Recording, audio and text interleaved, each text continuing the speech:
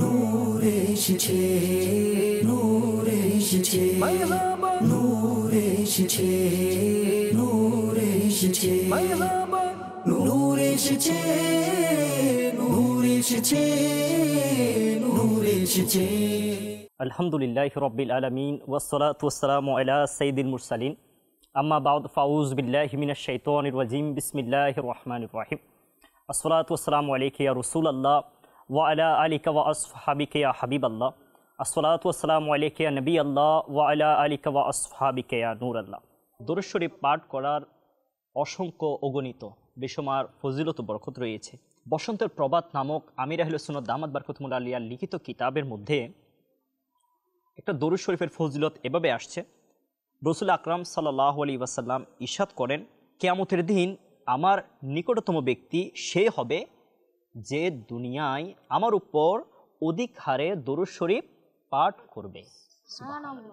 আমরা যদি চাই কিয়ামতের দিন, যেদিন কোনো সাহারা থাকবে না, যেদিন মা সন্তানকে চিনবে না, সবাই একজন থেকে একজন দূরে পালাবে, ওই দিন যদি আমি আপনি রাসূল আকরাম সাল্লাল্লাহু আলাইহি ওয়াসাল্লামের কাছে দুনিয়ায় থাকা অবস্থায় দরুদ শরীফ প্রেরণকারী হয়ে থাকি, তাহলে ওই দিন আমরা সাহারা পেয়ে যাব। আমাদের পাশে একজন গার্ডিয়ান থাকবে, সেটা আমাদের জন্য অনেক বড় সৌভাগ্যের বিষয় হবে। সেজন্য আমি আপনি যদি চাই ওই কিয়ামতের দিন যখন কেউ কারো হবে না, সেদিন আমার আপনার পাশে রাসূল আকরাম সাল্লাল্লাহু আলাইহি ওয়াসাল্লাম যদি উপস্থিত থাকুক, এটা যদি আমরা চাই, আমাদের পাশে গার্ডিয়ান থাকুক, আমাদের সাহারা থাকুক, এটা যদি আমরা চাই, তাহলে আমাদের উচিত দুনিয়ায় থাকা অবস্থায় রাসূল আকরাম সাল্লাল্লাহু আলাইহি ওয়াসাল্লামের উপর অধিক হারে দরুদ শরীফ পাঠ করা। তো আসুন প্রিয় ইসলামী ভাইরা, আমরাও আমাদের মজলিসকে বরকতময় করার জন্য একবার দরুদ শরীফ পাঠ করে নিই। সাল্লু আলাল হাবিব সাল্লাল্লাহু আলা মুহাম্মদ সাল্লাল্লাহু তাআলা আলাইহি ওয়া আলিহি ওয়াসাল্লাম। আমরা নাতে মুস্তাফা শ্রবণ করব আমাদের ছোট বন্ধু থেকে ইনশাআল্লাহ। আমার নাম মোহাম্মদ আরফাত আত্তারি। মাশাআল্লাহ, জি হুজুর আমাদেরকে নাতে মুস্তাফা শুনিয়ে দিন। সাল্লাল্লাহু আলাইকা ইয়া রাসূলুল্লাহ ওয়া সাল্লাম আলাইকা ইয়া হাবিবাল্লাহ। পড়িয়ে সাল্লাল্লাহু আলাইকা ইয়া রাসূলুল্লাহ ওয়া সাল্লাম আলাইকা ইয়া হাবিবাল্লাহ। প্রিয় মদিনা দূরে যাব কেমন করে, প্রিয় মদিনা দূরে যাব কেমন করে, প্রিয় মদিনা দূর আকা যাব কেমন করে। আল্লাহুম্মা সাল্লি আলা সাইয়্যিদিনা মুহাম্মাদিন, আল্লাহুম্মা সাল্লি আলা সাইয়্যিদিনা মুহাম্মাদিন। অস্র জড়ে যাই শুকিয়ে কেঁদে কেঁদে নিরলা, অস্র জড়ে যাই শুকিয়ে কেঁদে কেঁদে নিরলা। পেতে একবার দেখা দিয়ে তোমার সোনার মদিনা, পেতে একবার দেখা দিয়ে তোমার সোনার মদিনা।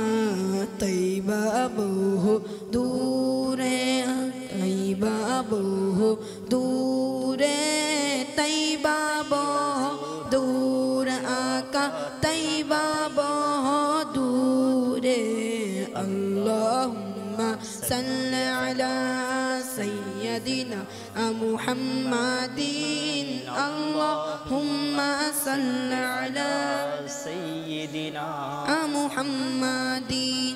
প্রতি বছর আশায় তাকি যাব সোনার মদিনা, প্রতি বছর আশায় তাকি যাব সোনার মদিনা। মনে বেতা গিয়ে বলবো ও হে দরদি তোমায়, মনে বেতা গিয়ে বলবো ও হে দরদি তোমায়। তৈবা বহু দূর আকা, তৈবা বহু দূরে,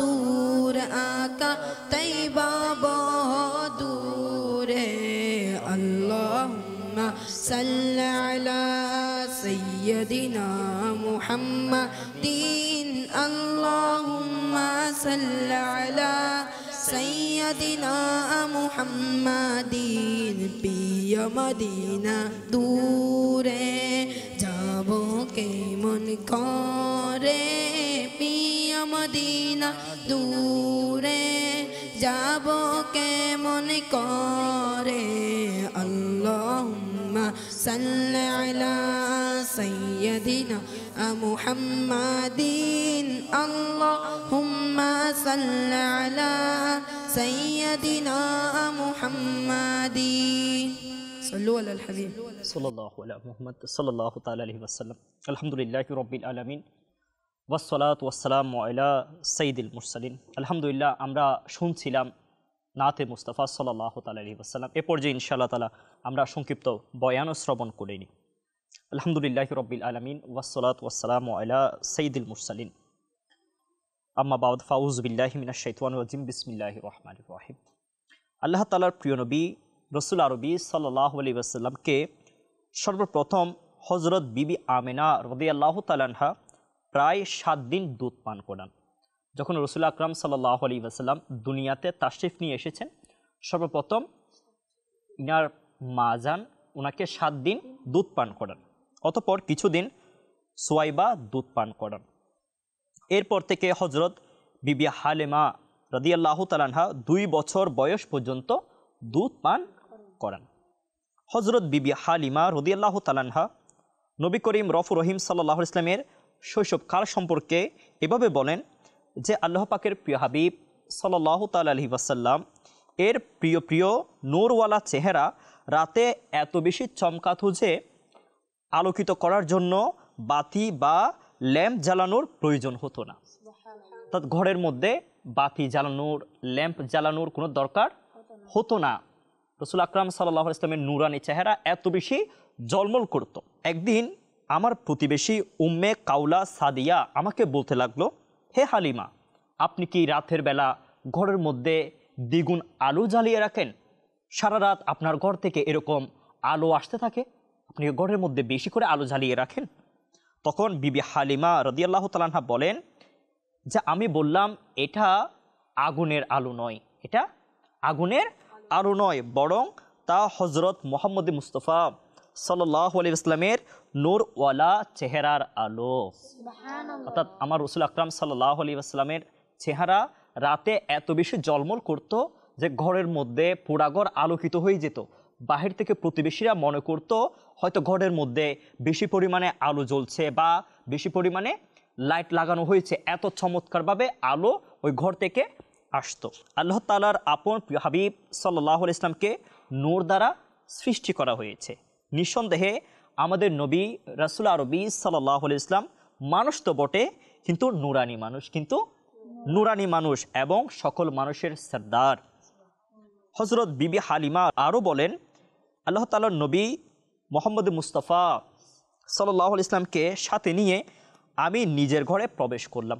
তখন বনু সাদ গোত্রের ঘরগুলো থেকে কোনো এমন ঘর ছিল না যা থেকে আমাদের কাছে মুশকের সুগন্ধ আসছিল না, এবং লোকদের অন্তরে আল্লাহর প্রিয় হাবিব সাল্লাল্লাহু আলাইহি ওয়াসাল্লামের ভালোবাসা স্থান করে নিল, এবং তিনি সাল্লাল্লাহু আলাইহি ওয়াসাল্লাম এর বরকতের সত্যতা এই রকম মজবুত হয়ে গেল, যদি কারো শরীরে কোথাও ব্যথা বা আঘাতপ্রাপ্ত হয়ে যেত তবে সেখানে রাসূল আকরাম সাল্লাল্লাহু আলাইহি ওয়াসাল্লামের হাত মুবারককে নিয়ে ব্যথার স্থানে রাখত, তখন আল্লাহ তাআলার নির্দেশে ওই ব্যক্তি মুহূর্তে ভালো হয়ে যেত। মাশাআল্লাহ, আলহামদুলিল্লাহ। যদি তাদের কোনো উট বা ছাগল অসুস্থ হয়ে যেত তখন ওই পশুর উপর নবী করিম রফুর রহিম সাল্লাল্লাহু আলাইহি ওয়াসাল্লামের হাত মুবারক বুলিয়ে নিত, সে পশুও সুস্থ হয়ে যেত। মাদানী চ্যানেলের দর্শকবৃন্দ, আপনারা এতক্ষণ শুনছিলেন যে আল্লাহ তাআলার প্রিয় হাবিব সাল্লাল্লাহু আলাইহি ওয়াসাল্লামের হাত মুবারকের কি চমৎকার শান, যে ইনি যখন কোনো অসুস্থ ব্যক্তি, কোনো অসুস্থ পশুর উপর নিজের হাত মুবারককে বুলিয়ে দিতেন, সাথে সাথে সে কি হয়ে যেত? সুস্থ হয়ে যেত। আসুন প্রিয় ইসলামী ভাইরা, আমরা রাসূল আকরাম সাল্লাল্লাহু আলাইহি ওয়াসাল্লামের মুবারক হাতের আরও কিছু মুজিজা শ্রবণ করি ইনশাআল্লাহ তাআলা। একটা যুদ্ধের মধ্যে তীর লাগার কারণে রাসূল আকরাম সাল্লাল্লাহু আলাইহি ওয়াসাল্লামের প্রিয় সাহাবী কাতাদা রাদিয়াল্লাহু তাআলা আনহু এর চোখ মোবারক বের হয়ে গেল। তখন সকল ডাক্তারদের যিনি ডাক্তার আল্লাহ তাআলার প্রিয় হাবিব সাল্লাল্লাহু আলাইহি ওয়াসাল্লাম তার চোখ নিজের হাত মোবারকে নিলেন এবং যথাস্থানে রেখে দোয়া করলেন। তখন ওই চোখ ভালো হয়ে অপর চোখ থেকে বেশি দৃষ্টিসম্পন্ন হয়ে গেল। রাসূল আকরাম সাল্লাল্লাহু আলাইহি ওয়াসাল্লাম ওই চোখটাকে নিজের হাতে নিলেন এবং আবার সেখানের মধ্যে লাগিয়ে দিলেন এবং দোয়া করলেন, যার কারণে চোখ তো ভালো হয়ে গেল এবং চোখের দৃষ্টিশক্তি অপর যেটা চোখ ছিল সেটা থেকেও বেড়ে গেল। এক কাফেলা আল্লাহ তাআলার প্রিয় হাবিব সাল্লাল্লাহু আলাইহি ওয়াসাল্লাম এর নুরানি দরবারে হাজির হলো। তাদের মধ্যে এক ব্যক্তির স্বাস্থ্য খারাপ ছিল। এই যে কাফেলা আসছে, অনেকগুলো মানুষ আসছে, এদের মধ্যে একজন ব্যক্তির শরীর স্বাস্থ্য কি ছিল? খারাপ ছিল। তার খিঁচুনি চলে আসতো, কিছুক্ষণ পরপর শরীরের মধ্যে খিঁচুনি চলে আসতো। সরকার নামদার মদিনা তাজদার উভয় জাহানের মালিক ও মুক্তার সাল্লাল্লাহু আলাইহি ওয়াসাল্লাম ওই অসুস্থ ব্যক্তির পিঠে নিজের হাত মুবারক মেডে ইরশাদ করলেন, হে আল্লাহর দুশমন, বের হয়ে যা। অতঃপর তার চেহারার উপর হাত মুবারক বুলিয়ে দিলেন। তখন ওই রোগী এমন সুস্থ হয়ে গেল যে আগত কাফেলার মধ্যে তার থেকে স্বাস্থ্যবান আর কাউকে দেখা যাচ্ছিল না। দেখেন প্রিয় ভাইয়েরা এবং মাদানী চ্যানেলের দর্শকবৃন্দ, রাসূল আকরাম সাল্লাল্লাহু আলাইহি ওয়াসাল্লাম এর মুবারক হাতের কেমন শানু মর্তবা রয়েছে। আসুন আমরা আরও শ্রবণ করি। এক প্রিয় সাহাবী হযরত সাইয়্যিদুনা আব্দুল্লাহ ইবনে আতিক রাদিয়াল্লাহু তাআলা আনহু এর ভাঙ্গা পায়ের গোড়ার উপর আল্লাহ তাআলার প্রিয় হাবিব সাল্লাল্লাহু আলাইহি ওয়াসাল্লাম নিজের হাত মুবারককে বুলিয়ে দিলেন। ইনার পায়ের গুছা, ভাঙ্গা পায়ের গুছার উপরে আল্লাহর হাবিব সাল্লাল্লাহু আলাইহি ওয়াসাল্লাম নিজের হাত মুবারককে বুলিয়ে দিলেন। তখন তা এমনভাবে ভালো হয়ে গেল যেন সেখানে কোনো কিছুই হয় নাই। অর্থাৎ এ পা যে আগে ভাঙছে সেটার কোনো চিহ্ন, কোনো ধরনের চিহ্নই সেখানের মধ্যে ছিল না। এমনভাবে তিনি সুস্থ হয়ে গেলেন। কিছু সাহাবাই কিরাম আলাইহিমুর রিদওয়ানকে বিভিন্ন সময়ে নিজের হাত মুবারক দ্বারা লাকড়ি বা গাছের ডাল প্রদান করেন, তখন সেটা তলোয়ারে পরিণত হয়ে যায়। কারো চেহারার উপর নিজের হাত মুবারককে বুলিয়ে দেন, তখন সে চেহারা নুরানি সম্পন্ন হয়ে যায়। কোনো রোগীর উপর হাত মুবারক বুলিয়ে দিলেন, তখন রোগ দূরীভূত হওয়ার সাথে সাথে তার শরীরও সুগন্ধিময় হয়ে যায়। এক সাহাবী হযরত সাইয়্যিদুনা উসমান বিন আবুল আস রাদিয়াল্লাহু তাআলা আনহু এর বুকের উপর হাত মুবারক বুলিয়ে দিলেন। রাসূল আকরাম সাল্লাল্লাহু আলাইহি ওয়াসাল্লাম ওই সাহাবীর বুকের উপরে হাত মুবারককে বুলিয়ে দিলেন। তখন তার স্মরণ শক্তি অর্থাৎ মেমোরি একেবারে প্রহর হয়ে গেল। দেখুন প্রিয় ভাইরা, আল্লাহ রাসূল সাল্লাল্লাহু আলাইহি ওয়াসাল্লাম ইনার মুবারক শরীর, মুবারক হাত এমন ছিল যা দ্বারা মানুষ উপকৃত হতো।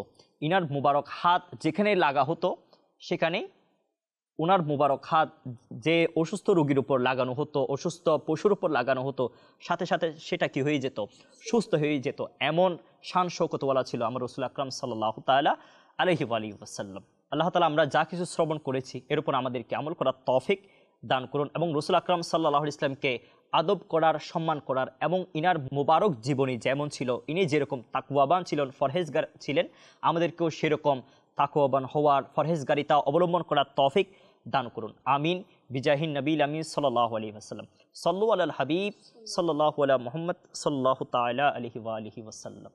আলহামদুলিল্লাহ, আমরা আমাদের অনুষ্ঠান ছোটদের প্রিয় নবী সাল্লাল্লাহু আলাইহি ওয়াসাল্লামে চেষ্টা করি প্রতিদিন কিছু নতুন নতুন সুন্নত সম্পর্কে শিখার জন্য। ইনশাআল্লাহ তাআলা এই পর্যায়ে আমরা হাসির মাদানী ফুল সম্পর্কে শ্রবণ করব এবং নিয়ত করি এর উপর আমল করব ইনশাআল্লাহ তাআলা। হাসি দেওয়ার সময় মাথা নিচু করে ফেলুন যাতে অপর ব্যক্তির গায়ের মধ্যে না পড়ে। মুখ দেখে নিব, মুখে হাত দিয়ে হোক বা রুমাল দিয়ে বা টিস্যু দিয়ে আমরা মুখকে ঢেকে নিব এবং আওয়াজ আস্তে বের করব। হাসি আসলে আলহামদুলিল্লাহ বলা সুন্নতে মুবারক। যখন হাসি আসবে তখন আমরা আলহামদুলিল্লাহ বলব। শ্রোতার উপর ওয়াজিব যেন জবাবে ইয়ারহামুকাল্লাহ বলে। শ্রোতার উপর ওয়াজিব, যে শুনবে আমার হাসি আসলো আমি কি বলবো? আলহামদুলিল্লাহ বলবো। তাহলে আমার পাশে যদি কেউ থাকে সে যদি শুনে তাহলে তার উপর ওয়াজিব হচ্ছে সে কি বলবে? ইয়ারহামুকাল্লাহ বলবে। এই যে ইয়ারহামুকাল্লাহ বলল, সেটা যখন যে হাসি দিল সে শুনবে, সে কি বলবে? তখন জবাবে হাসিদাতা বলবে ইয়াগফিরুল্লাহু লানা ওয়া লাকুম। তাহলে যখন হাসি আসবে আমরা আলহামদুলিল্লাহ বলবো, যে শুনবে তার উপর ওয়াজিব হচ্ছে সে ইয়ার হামুকাল্লাহ বলবে, এবং এ যদি ইয়ার হামুকাল্লাহ বলে তাহলে হাসিদাতা যদি সেটা শুনে তাহলে সে কি বলবে? ইয়াগফিরুল্লাহু লানা ওয়া লাকুম। আল্লাহ তাআলা আমাদেরকে এই সুন্নতের উপর, এই মাদানী ফুলের উপর আমল করার তৌফিক দান করুন, আমিন বিজাহিন নবীল আমিন সাল্লাল্লাহু আলাইহি ওয়াসাল্লাম। আলহামদুলিল্লাহ, আমরা আমাদের প্রোগ্রামের মধ্যে প্রতিদিন সর্বশেষে একটা সেগমেন্ট রাখি, সেটা হচ্ছে প্রশ্নোত্তর পর্ব। তো ইনশাআল্লাহ তাআলা আমরা এ পর্যায়ে সুন্নতে মুবারকার উপর, যেগুলো আমরা শুনেছি হাসির সুন্নত, এর থেকে আমরা ইনশাআল্লাহ প্রশ্ন করব। মাদানী চ্যানেল দর্শকবৃন্দ, আপনিও প্রশ্ন শুনেন এবং শুনে এর জবাবও রেডি রাখেন। যখন আমরা বন্ধুদের, ছোট বন্ধুদের থেকে উত্তর নিব, আপনি আপনার সাথে উত্তর মিলিয়ে নিন এবং সঠিক হচ্ছে কিনা তা যাচাই করুন। এরপর যে প্রশ্ন হচ্ছে, হাসি যখন আসবে তখন হাসিদাতা কি বলবে? কে কে পারবো? জি হুজুর, আপনি বলুন। হাসি যখন আসবে আমরা আলহামদুলিল্লাহ বলবো। মাশাআল্লাহ, মারহাবা। জি হ্যাঁ, যখন আমাদের হাসি আসবে তখন আমরা আলহামদুলিল্লাহ বলবো। এরপর যে প্রশ্ন হচ্ছে, যখন হাসি আসবে, যখন হাসি দিব, তখন যে হাসি দিবে সে তো বলবে আলহামদুলিল্লাহ, তখন শ্রোতার উপর ওয়াজিব হয়ে যাবে হাসির জবাব দেয়া। প্রশ্ন হচ্ছে, যখন শ্রোতার উপর ওয়াজিব হয়ে যাবে হাসির জবাব দেয়া, তখন শ্রোতা উত্তরে কি বলবে? কে কে পারবো? সে যেন জবাবে ইয়ারহামুকাল্লাহ বলে। মাশাআল্লাহ, মারহাবা। জি হ্যাঁ, হাসিদাতা যখন হাসি দিবে, যখন অপর ব্যক্তি হাসির জবাব শুনবে, সে যেন প্রত্যুত্তরে যেন বলে ইয়ারহামুকাল্লাহ। এরপর যে প্রশ্ন হচ্ছে, আল্লাহ তাআলার প্রিয় হাবিব সাল্লাল্লাহু আলাইহি ওয়াসাল্লামকে সর্বপ্রথম দুধ পান করিয়েছিলেন মা আমেনা রাদিয়াল্লাহু তাআলা আনহা। প্রশ্ন হচ্ছে যে মা আমেনা রাদিয়াল্লাহু তাআলা আনহা কয় দিন দুধ পান করিয়েছিলেন? কে কে পারবো? মাশাআল্লাহ, মারহাবা। হুজুর, আপনি বলেন। 7 দিন। মাশাআল্লাহ, মারহাবা। জি হ্যাঁ, মা আমেনা রাদিয়াল্লাহু তাআলা আনহা রাসূল আকরাম সাল্লাল্লাহু আলাইহি ওয়াসাল্লামকে 7 দিন দুধ পান করিয়েছেন। এরপর যে প্রশ্ন হচ্ছে, মা আমেনা রাদিয়াল্লাহু তাআলা আনহা পরে সোয়াইব নামক যে দাসী ছিল তিনিও দুধ পান করিয়েছিলেন, এবং হযরত বিবি হালিমা রাদিয়াল্লাহু তাআলা আনহা দুধ পান করিয়েছেন। প্রশ্ন হচ্ছে, বিবি হালিমা রাদিয়াল্লাহু তাআলা আনহা কত বছর রাসূল আকরাম সাল্লাল্লাহু আলাইহি ওয়াসাল্লামকে দুধ পান করিয়েছেন? কে কে পারবো? মাশাআল্লাহ। জি হুজুর, আপনি বলেন। 2 বছর। মাশাআল্লাহ, মারহাবা। জি হ্যাঁ, হযরত বিবি হালিমা রাদিয়াল্লাহু তাআলা আনহা রাসূল আকরাম সাল্লাল্লাহু আলাইহি ওয়াসাল্লামকে 2 বছর দুধ পান করিয়েছিলেন। সবাইকে আগামী এপিসোড দেখার আমন্ত্রণ জানিয়ে এ পর্যায়ে আমরা বিদায় নিচ্ছি। সবাই সুস্থ থাকবেন, ভালো থাকবেন, মাদানী চ্যানেল বাংলা দেখতে থাকবেন। সাল্লু আলাল হাবিব সাল্লাল্লাহু আলা মুহাম্মদ সাল্লাল্লাহু তাআলা আলাইহি ওয়া আলিহি ওয়াসাল্লাম। নূর এসেছে, নূর এসেছে, নূর এসেছে, নূর এসেছে, নূর এসেছে, নূর এসেছে, নূর এসেছে।